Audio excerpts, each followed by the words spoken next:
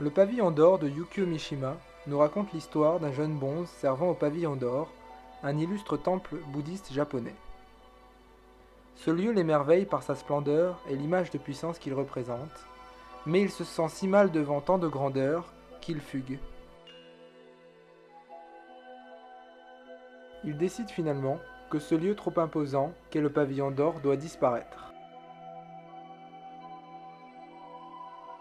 Se basant sur un fait réel, Yukio Mishima nous dépeint un tableau des traditions japonaises tout en s'intéressant à la psychologie de ses personnages.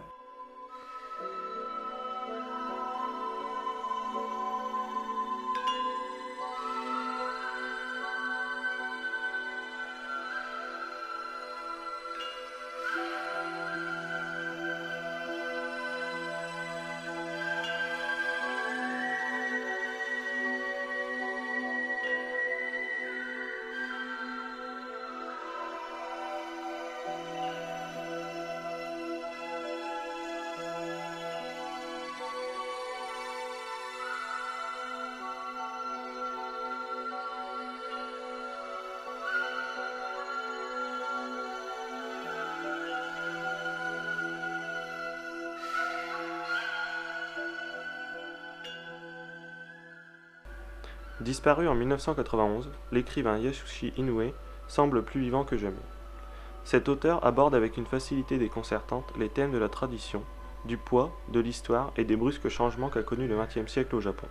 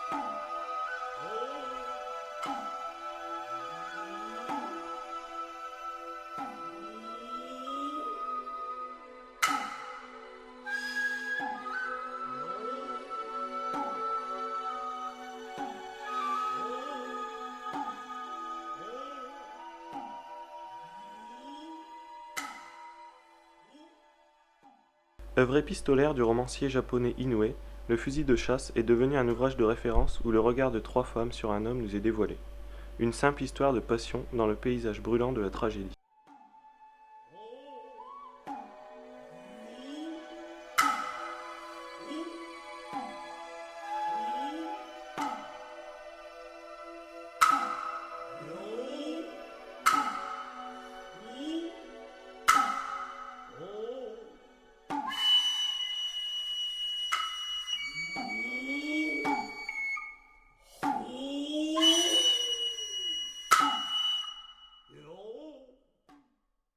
Un jour, Yasushi Inoue, l'auteur, envoie un poème intitulé « Le fusil de chasse » à une revue Compagnon du chasseur. Ce poème interpelle un lecteur qui se reconnaît en lui et décide ainsi de contacter Inoue par lettre. Afin de prouver ce qu'il avance à Inoue, il joint 3 autres lettres.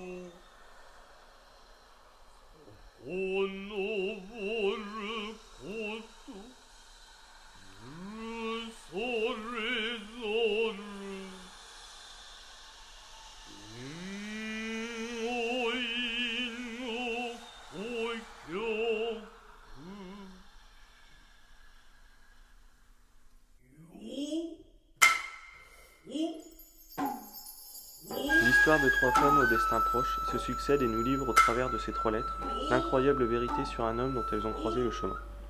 À travers ces lettres de trois femmes, une épouse délaissée, une maîtresse détruite par le péché qui l'a conduit au suicide, et sa fille habitée par la peine, le fusil de chasse peint le déroulement d'une passion et esquisse la figure équivoque d'un homme mélancolique.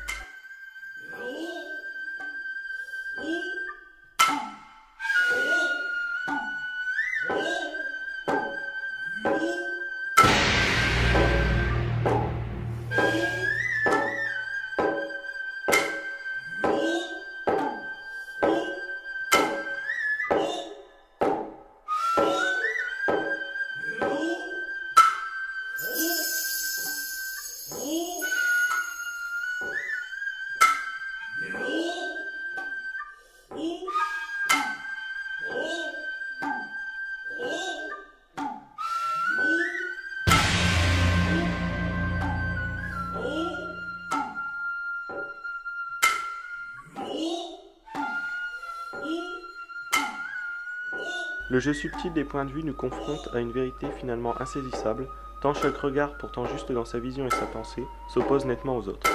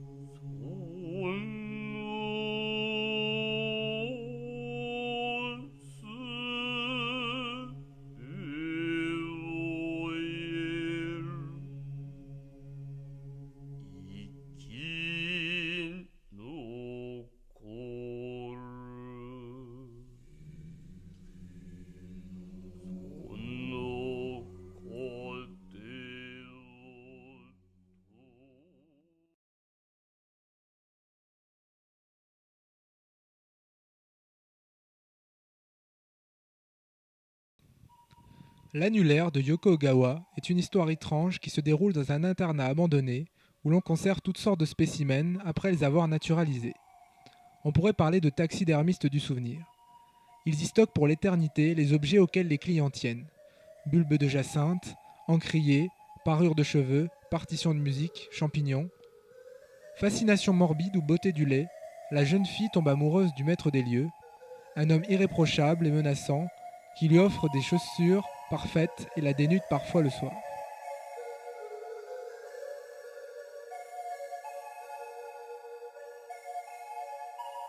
Depuis le début de la grossesse de sa sœur, la narratrice consigne dans un journal les moindres transformations physiques de la future mère.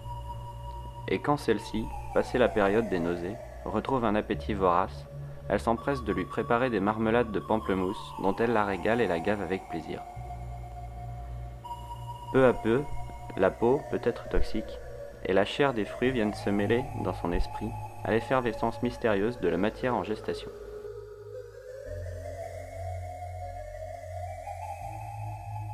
Ces romans, qui dépassent rarement 100 pages, nous transportent dans un univers froid, banal, mais qui révèle cependant, grâce à un jeu de reflets pervers, un côté sombre et lugubre.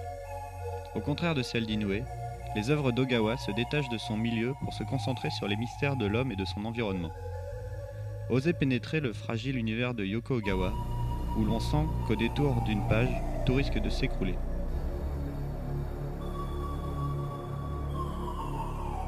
Lorsqu'elle écrit, Yoko Ogawa se tient à l'écart, nomme à peine les choses, les gens.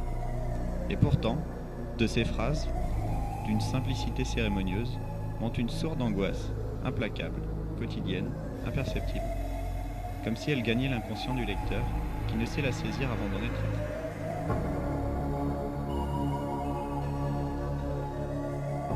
Ogawa aime sans passion montrer qu'il y a dans le cœur de l'homme une cruauté inconsciente. Elle met en scène l'ambigu des personnages, mi-ange, mi-bête. Elle désincarne ces personnages.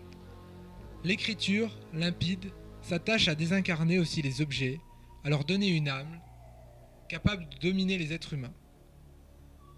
L'auteur maîtrise parfaitement la tension progressive des événements et en dépit des avertissements et des signes. Ces personnages parlent à peine. Ils font. Elle choisit les mots, calmement, précisément. Peu d'adjectifs, pas de métaphores ni de monologue intérieur. Sa littérature est celle du comportement. Elle est attirée par le non-dit. Elle aime ne partir de rien pour sculpter des histoires.